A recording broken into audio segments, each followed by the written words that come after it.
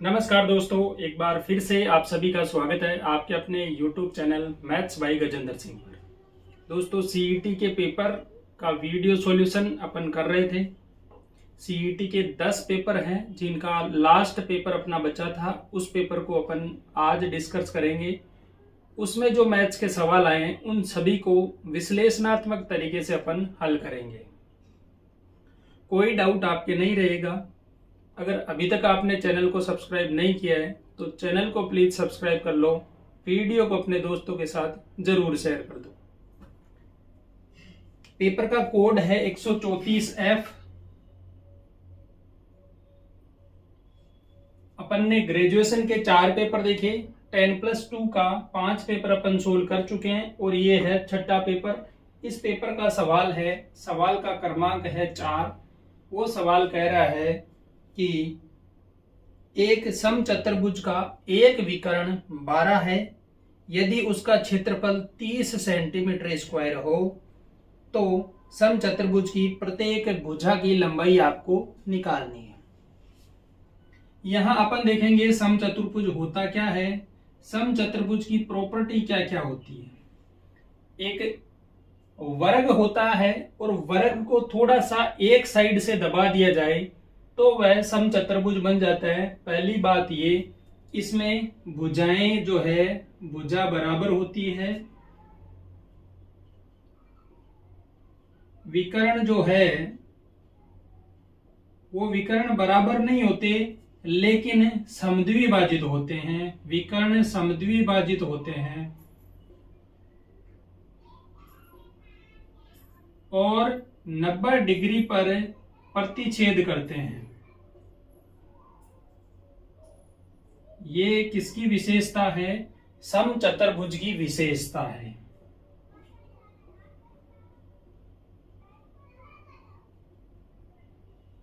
Same वर्ग में भुजा बराबर होती है, विकर्ण बराबर होते हैं, समद्विभाजित होते हैं और 90 डिग्री पर प्रतिच्छेद करते हैं।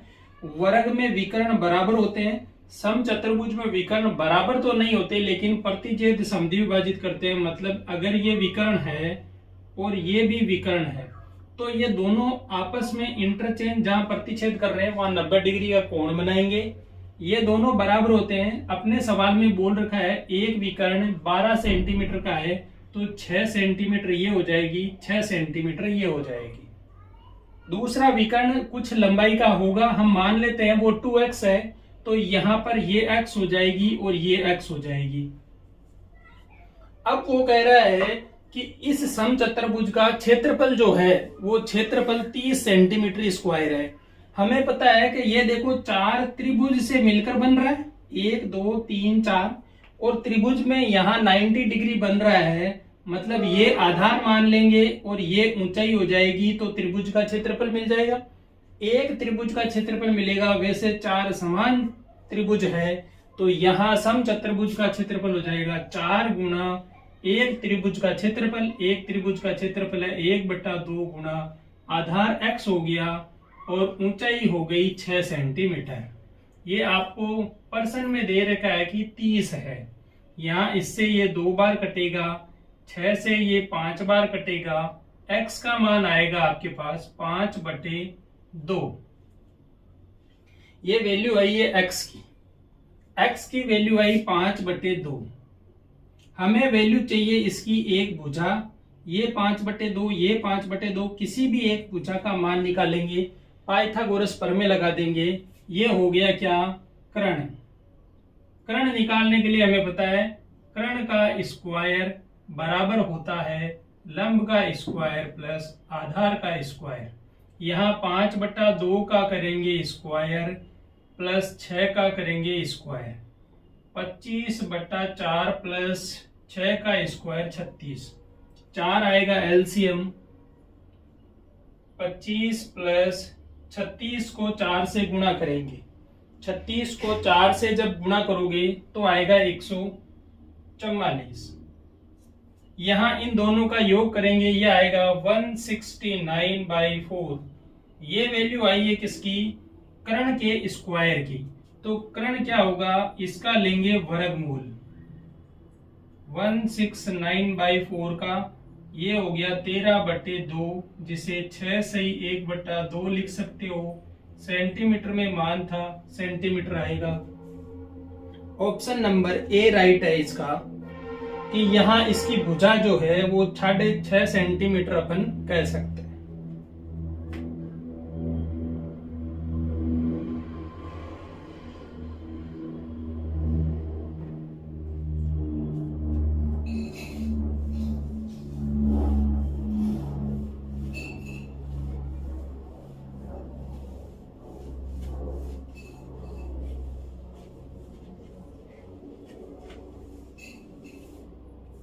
अगला सवाल है अपना tan 30 डिग्री, फिर दे रखा है sin 45 degree, sin 60 degree, sin 90 degree, और इसका मान आपसे पूछा है। तो यहां अपन देखेंगे tan 30 का मान होता है 1/√3, sin 45 होता है 1/√2, ये sin 60 हो गया √3/2, और sin 90 होता है 1। √3 से √3 कैंसिल, 1/2√2 क्या होगा, फाइनली आंसर होगा। प्रत्येक पेपर में ट्रिग्नोमेट्री के सवाल बहुत आसान बने थे। एक या दो पेपर अपन ऐसा कह सकते हैं जिसमें ट्रिग्नोमेट्री के सवाल में थोड़ा सा ट्विस्ट जरूर आया है, बाकी सवाल बहुत इजी पूछे गए हैं। आसानी से अगर आपने ट्रिग्नोमेट्री को सोल्व करने की कोशिश भी की तो सवाल बनता है। सारणी से सवाल पूछा गया है, मतलब बहुत आसान सवाल है, और सीधी वैल्यू दी है आपको। tan 30, 45, sin 60, sin 90, sin, इनके मान सीधे सारणी में मिलते हैं। तो यहाँ तो सिर्फ और सिर्फ आपसे एक गुणा पूछा है, जो हम मान के चलते हैं कि चौथी से 5वीं क्लास का बंदा भी कर सकता है अगर उसे सारणी का मान याद हो तो।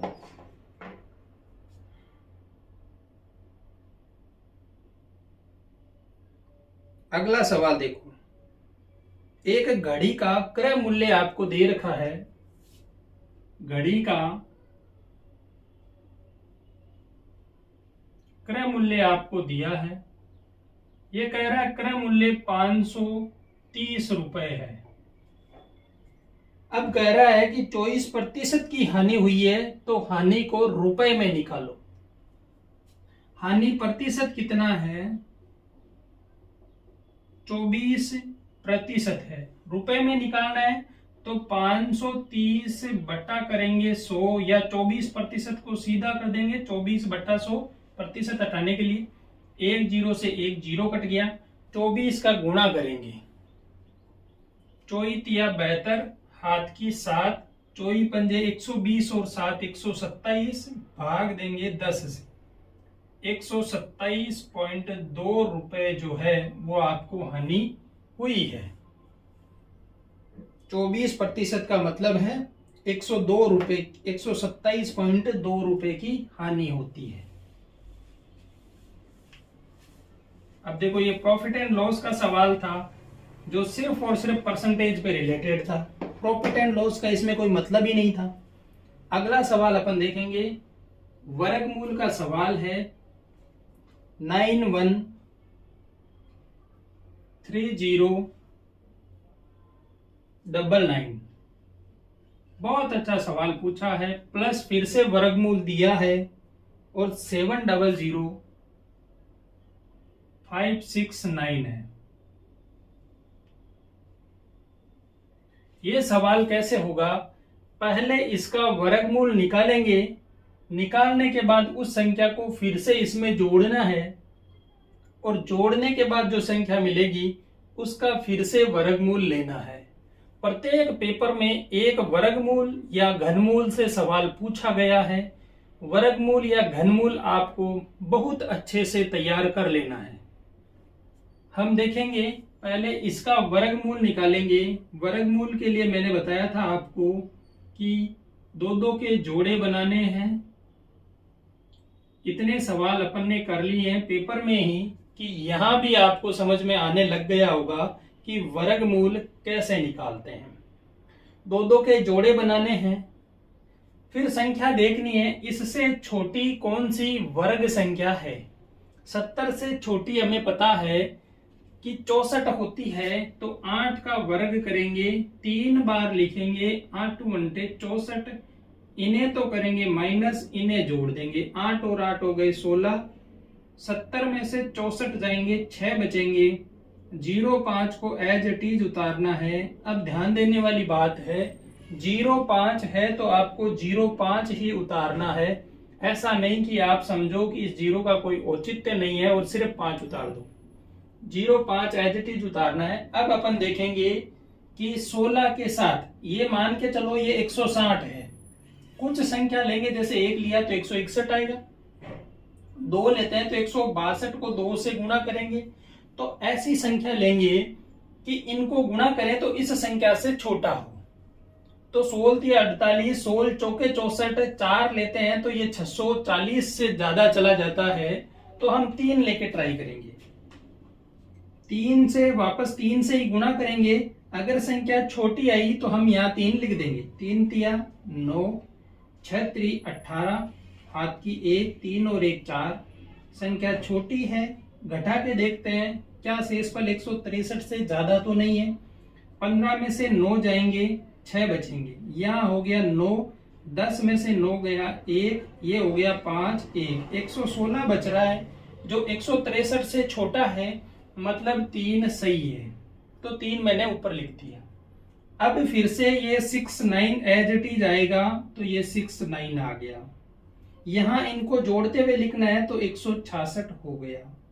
अब कोई ऐसी संख्या लेनी है जिससे ये संख्याएं लगभग कटे, और 100% यही रहता है कि लास्ट में जाते हुए आपका सवाल यहां अगर ऐसा निकलेगा तो बराबर इसका वर्गमूल आएगा, बराबर वर्गमूल आएगा तो ये संख्या बनेगी। अब ये संख्या बनाने के लिए क्या चाहिए, इकाई का अंक 9 चाहिए।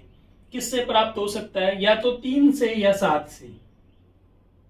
अगर अपन 3 लेते हैं तो 1600 के समथिंग है, तो 16 × 48, 4000 के समथिंग कोई वैल्यू आएगी, तो 4000 से तो बड़ा है, तो अपन क्या सोचेंगे, अगली 7 सोचेंगे।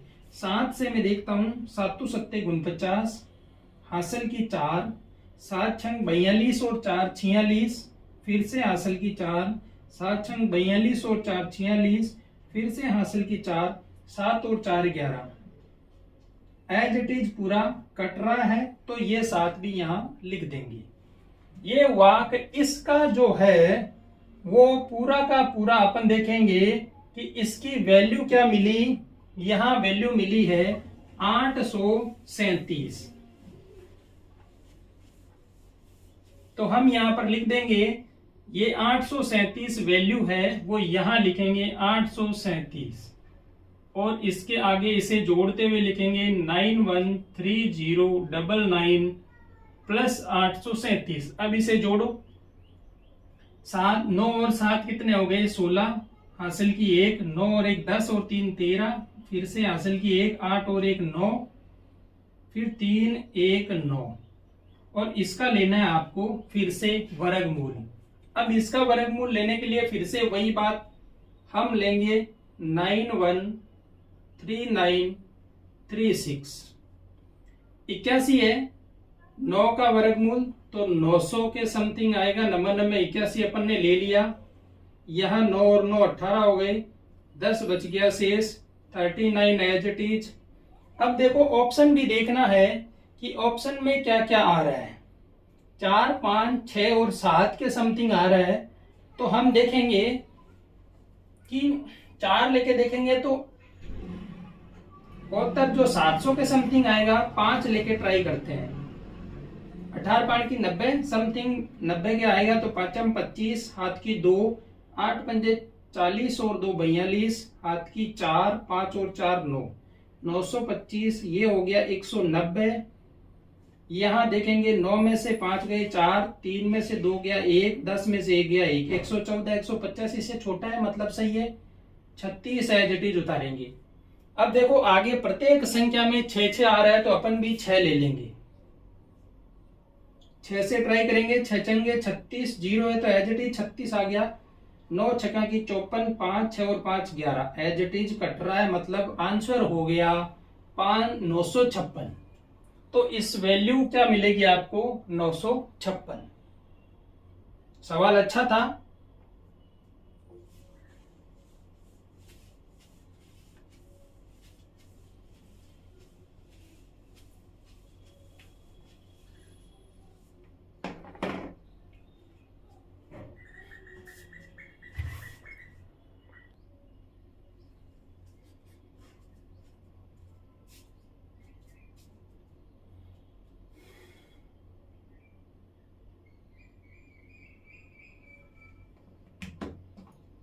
अगला सवाल कह रहा है कि 1 प्लस टी स्क्वायर, इसका गुणा है एक्स स्क्वायर से, प्लस दे रखा है आपको 2t सी एक्स, प्लस दे रखा है सी स्क्वायर माइनस ए स्क्वायर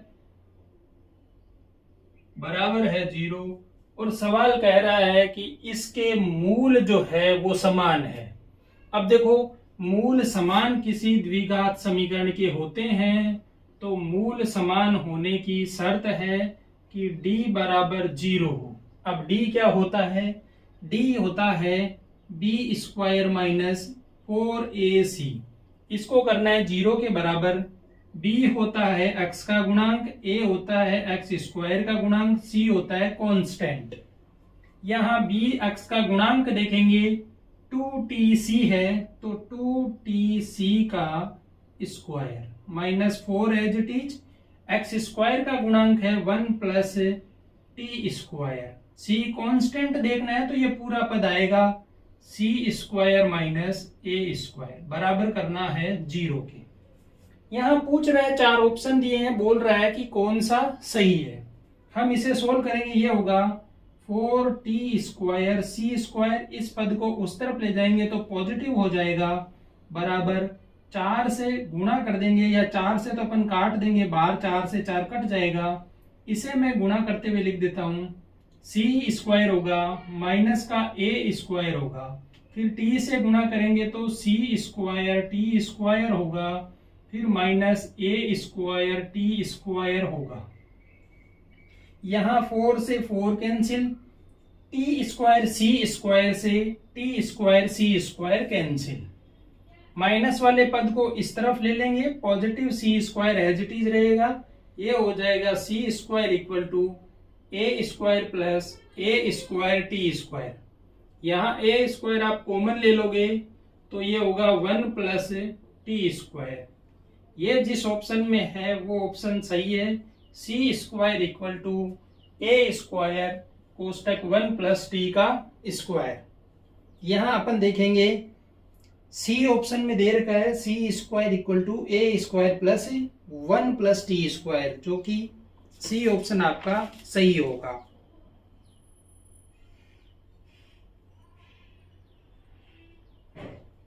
आगे एक सवाल दिया है और सवाल बहुत ही अच्छा है, सोचने वाला सवाल है। आप लोग सोच के बताइएगा। ये कह रहा है कि एक वृत्त है जिसकी त्रिज्या जो दे रखी है वो कह रहा है 10 सेंटीमीटर है, और इस त्रिज्या के जो इसकी त्रिज्या है उन त्रिज्याओं का मध्य बिंदु है, उसका जो बिंदु पथ है वो क्या होगा। देखो, एक वृत्त अपन ने माना, ये कह रहा है कि इसकी त्रिज्या जो है वो 10 सेंटीमीटर है, और आपसे पूछा है, देखो वृत्त की अनेक त्रिज्याएं होती है, ये भी वृत्त की त्रिज्या होगी, ये भी वृत्त की त्रिज्या होगी, ये भी वृत्त की त्रिज्या होगी, वह जीवा जो केंद्र से गुजरती है वो वृत्त की त्रिज्या होगी। तो हम देखेंगे कि ये 10 सेंटीमीटर की है। अब वो कह रहा है कि इससे आधी, इसका मध्य बिंदु क्या है त्रिज्या का, यहां पर होगा। ये दूरी 5 सेंटीमीटर और ये दूरी भी 5 सेंटीमीटर। अब प्रत्येक का आधा आधा होगा, तो यहां पर अपन देखेंगे कि एक वृत्त अपने को मिलेगा, और इस वृत्त की अब देखो त्रिज्या क्या है 5 सेंटीमीटर। तो ऑप्शन सही वह होगा। देखो ऑप्शन कह रहा है 15 सेंटीमीटर त्रिज्या का एक वृत्त बनेगा, 15 सेंटीमीटर का नहीं बन रहा है, 5 का बनेगा। 10 सेंटीमीटर त्रिज्या का एक वृत्त बनेगा, नहीं बनेगा। 5 सेंटीमीटर त्रिज्या का एक सेकेंडरी वृत्त बनेगा, इसका केंद्र भी वही होगा जो 10 सेंटीमीटर वाले का केंद्र है। तो 5 सेंटीमीटर त्रिज्या का सेकेंद्रीय व्रत बनेगा। और ये कब बनेगा? जब 10 सेंटीमीटर त्रिज्या के वृत्त के त्रिज्या के मध्य बिंदु का बिंदुपथ है, तो ये बनेगा 5 सेंटीमीटर त्रिज्या का सेकेंद्रीय वृत्त बनेगा।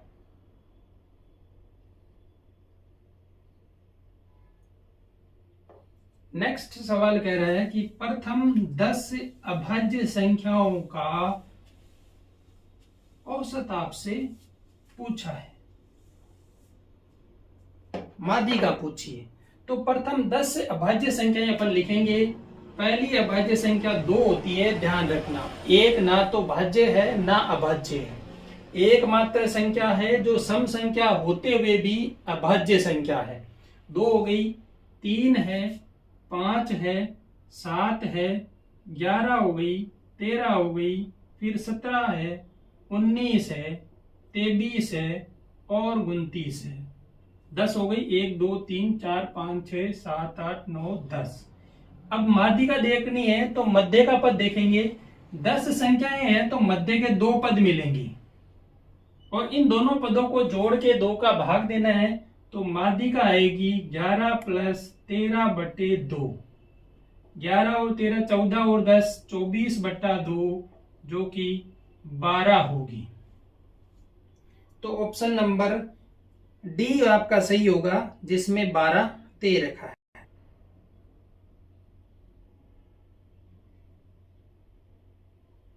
नेक्स्ट सवाल है सिंप्लीफिकेशन का। आपसे कह रहा है कि √3 की वैल्यू 1.732 है और आपको सॉल्व करना है अंडर रूट में 147 - 1/4 × 48 में रूट माइनस रूट में है 75। और सवाल कह रहा है कि 3 का मान 1.732 है और इसे आपको सोल्व करना है। तो हम देखेंगे कि √3 की वैल्यू कुछ ना कुछ काम आएगी। इसको सोल्व करते हैं। ये देखेंगे रूट के अंदर 147 है, टुकड़े करो। तो टुकड़े करने पर देख रहे हैं कि 3 से एक बार डिवाइड करके देखते हैं। 3 से डिवाइड करेंगे तो क्या होगा? 4 × 12 और 27 9 × 27 49 × 3 लिख सकते हैं इसे, -1/4 इसे 16 × 3 लिख सकते हैं, माइनस इसे 25 × 3 लिखा जा सकता है।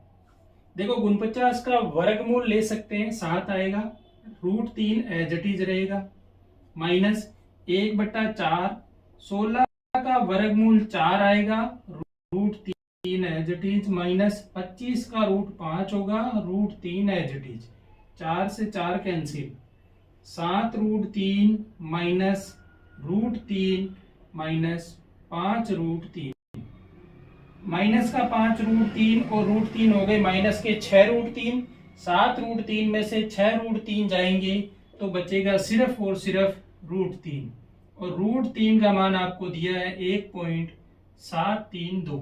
यही आंसर होगा। देखो पहले अपने को यहाँ पे √3 की वैल्यू नहीं रखनी है और गुणा करना ही नहीं है। जहां तक हो सकता है सवाल को लेके चलो, लास्ट जहां पर बचेगा √3 तो वैल्यू रखनी है, वरना यहां आप गुणा करने में टाइम खराब करोगे, फिर वापस इनको घटाने में टाइम खराब करोगे। तो हमें पहले नहीं करना है, लास्ट में जाते हुए सोल्व करना है।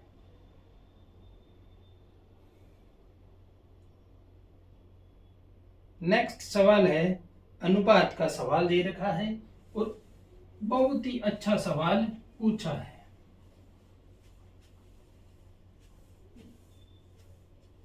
अलग अलग अनुपात दिए हैं और सरल अनुपात आपसे पूछा है कि A अनुपात B आपको दिया है, A अनुपात B आपसे दिया है 2:3, B अनुपात C आपको दिया है और B अनुपात C आपको दिया है 4:5 और C अनुपात D दिया है और वो दिया है 6:7।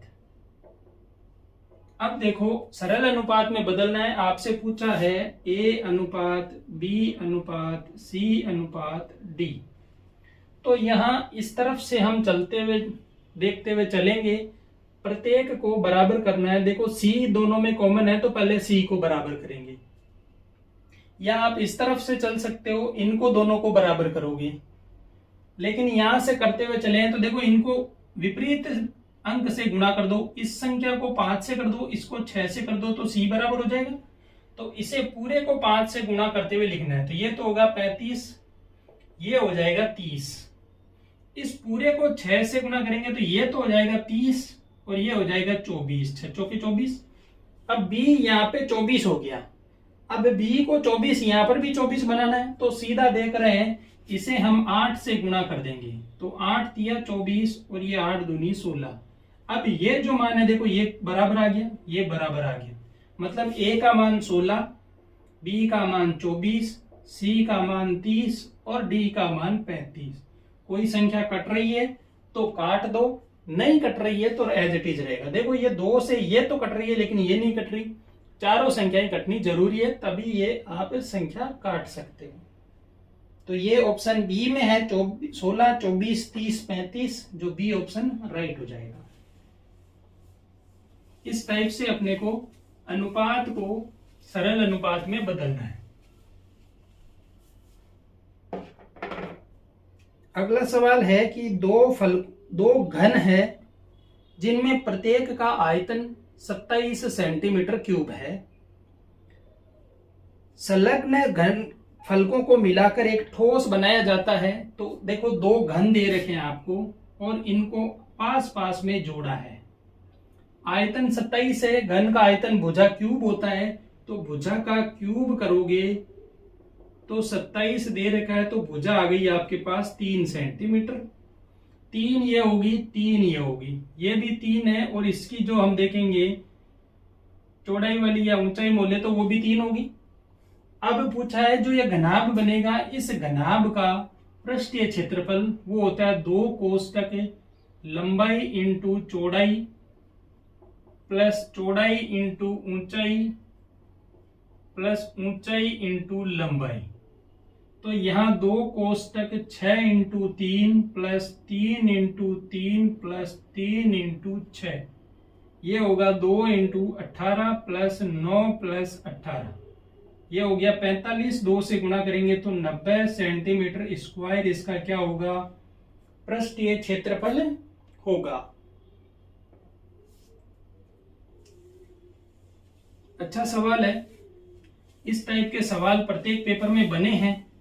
घन को जोड़ के घनाभ बनाया है, उसका आयतन पूछ सकता है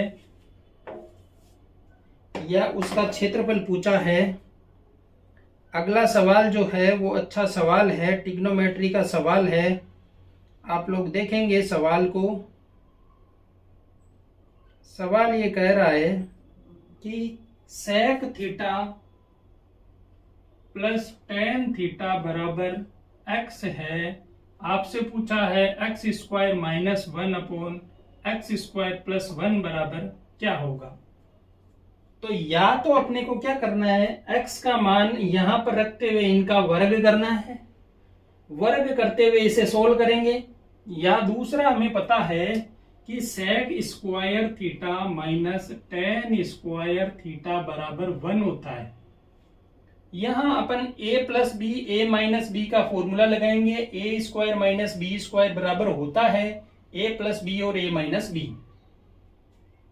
प्लस वाला लिखेंगे तो देखो sec theta plus tan theta गुणा sec theta minus tan theta बराबर 1।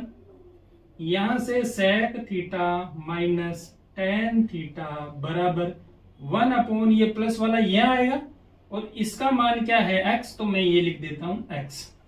ये समीकरण 1 हो गई, ये समीकरण 2 हो गई। अब मुझे सोल्व करना है इसे। इसमें से मैं x कॉमन ले लेता हूं, तो ऊपर से x कॉमन लेंगे तो ये होगा x माइनस 1 अपॉन एक्स। नीचे की तरफ x कॉमन लेंगे तो ये होगा x plus 1 upon x. x से x कैंसिल, हमें निकालना है x minus 1 upon x, x plus 1 upon x. समीकरण 1 और 2 को देखेंगे, x माइनस 1 अपॉन एक्स कर देंगे तो सीधा x माइनस 1/x हो जाएगा। एक में से दो को घटा दो, समीकरण 1 माइनस समीकरण 2।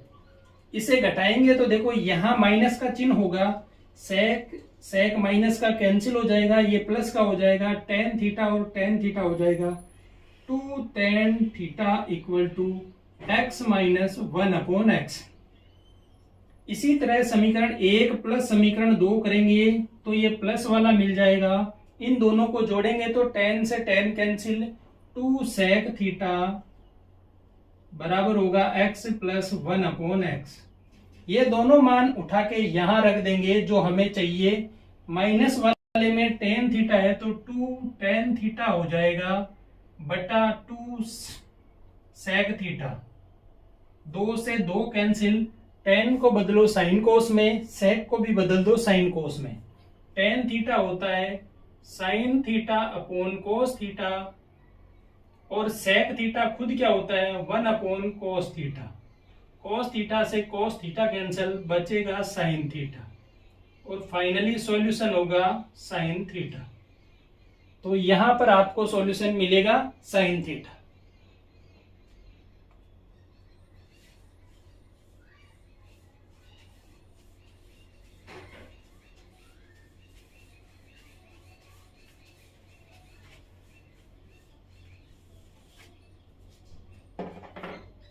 देखो अगला सवाल ये है, आपसे एंगल पूछा है और एंगल ये दे रखा है डायग्राम।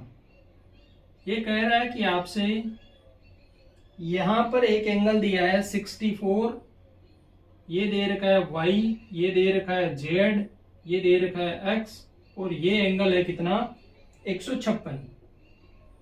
z का मान आपसे पूछा है। हमें पता है सरल रेखा पर बनने वाले कोण 180 डिग्री के होते हैं, तो 156 प्लस x बराबर होगा 180 डिग्री की। x की वैल्यू आएगी 180 में से 156 को घटा दो, x बराबर आ गया 24 डिग्री। इसी प्रकार से y का मान भी निकाल लेंगे। y बराबर 180 में से 64 डिग्री घटाएंगे तो 116 डिग्री आ गया। x और y के मान आ गए। ये एक त्रिभुज बनता है। हमें पता है त्रिभुज के तीनों कोणों का योग कितना होता है, x plus y plus z बराबर 180 होगा। x का मान 24 डिग्री, y का मान 116 डिग्री, z का मान निकालना है। ये हो गया कितना 140। तो 180 माइनस 140 कर देंगे, z बराबर आ गया 40 डिग्री। ये आंसर होगा। बहुत अच्छे सवाल पूछे गए हैं सीईटी के अंदर, और मैथ्स का एक अच्छा लेवल अपन कह सकते हैं कि उन्होंने मैनेज किया है। थोड़ा सा आपको तैयारी करने की जरूरत है, बाकी अच्छे से सवाल पूछे हैं। और सवालों में ये भी नहीं है कि सवाल कहीं से भी उठा के दे दिया, आप सोच भी नहीं सकते। बाकी सवाल का लेवल बहुत अच्छा है। अगला सवाल दिया है, देखो फिर से सोचो। ये दिया है 0.1, फिर से 0.1, फिर से दिया है 0.1 का गुना फिर से 0.1 से। अगली बार उसने दिया है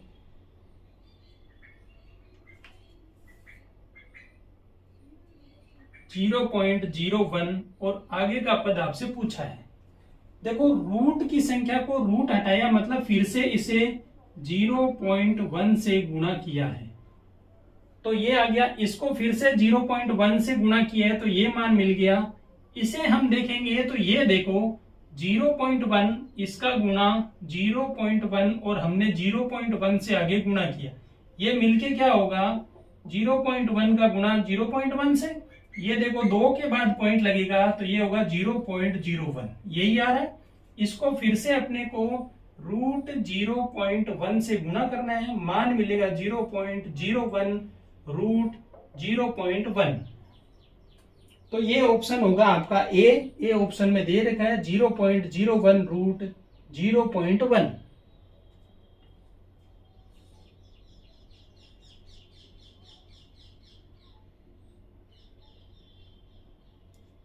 आगे सवाल दिया है और दशमलव वाला सवाल है।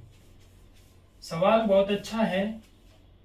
ये कह रहा है कि 2.3, 4 और 4 पर बार लगाया हुआ है।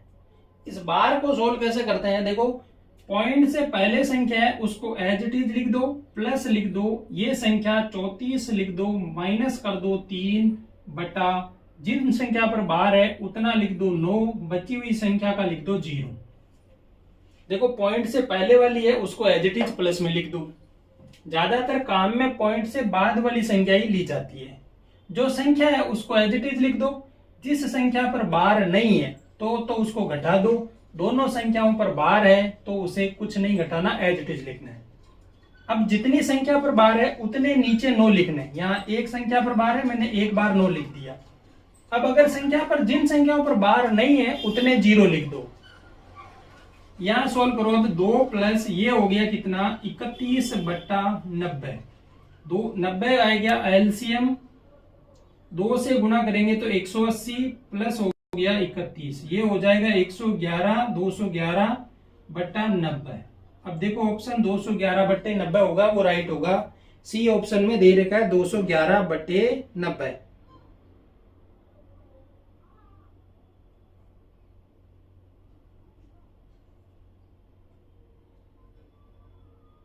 अगला सवाल देखो, ज्योमेट्री का सवाल है। सवाल कह रहा है कि एबीसी त्रिभुज एबीसी और पीक्यूआर समरूप है, और समरूप त्रिभुज होता है तो उनका क्षेत्रफल है वो उनकी भुजाओं के अनुपात के बराबर होता है। तो यहाँ एबीसी और पीक्यूआर का क्षेत्रफल जो दिया है वो क्षेत्रफल आपसे कहा है कि क्षेत्रफल का अनुपात, क्षेत्रफल दे रखा है 25 और 36, ये हो गया 25 और ये हो गया 36, ये तो क्षेत्रफल है तो भुजा इनके वर्गमूल के बराबर होगी। तो AB बट्टा PQ की मैं बात करूं तो वो होगी 5 बट्टा 6 के। लेकिन AB का मान तो आपको दिया है कि 2.5 है तो AB का मान लिख देते हैं, तो 2.5 बट्टा PQ इक्वल टू 5 बट्टा 6। PQ का मान पूछा है तो PQ का मान निकालने के लिए 5 बट्टा 6 और ये PQ का मान होगा 6 इंटू 2.5 बट्टे 5। पॉइंट हटाओ, 0 लग जाएगा नीचे, 5 से ये गया 5 बार, ये गया 2 बार, ये गया 3 बार। PQ का मान है 3 सेंटीमीटर, तो 3 सेंटीमीटर वाला ऑप्शन सही हो जाएगा।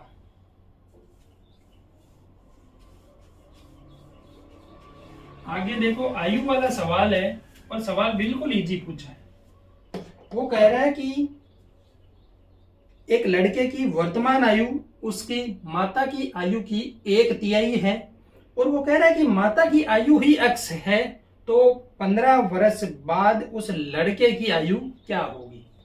सवाल कह रहा है कि माता की वर्तमान आयु क्या है, x है, लड़के की आयु माता की आयु की 1/3 है, मतलब लड़के की वर्तमान आयु कितनी हो गई x/3। 15 वर्ष बाद पूछा है तो इसमें जोड़ दो 15, x/3 प्लस 15, और यही ऑप्शन में आपके दे रखा है x/3 प्लस 15, जो बी ऑप्शन में दे रखा है।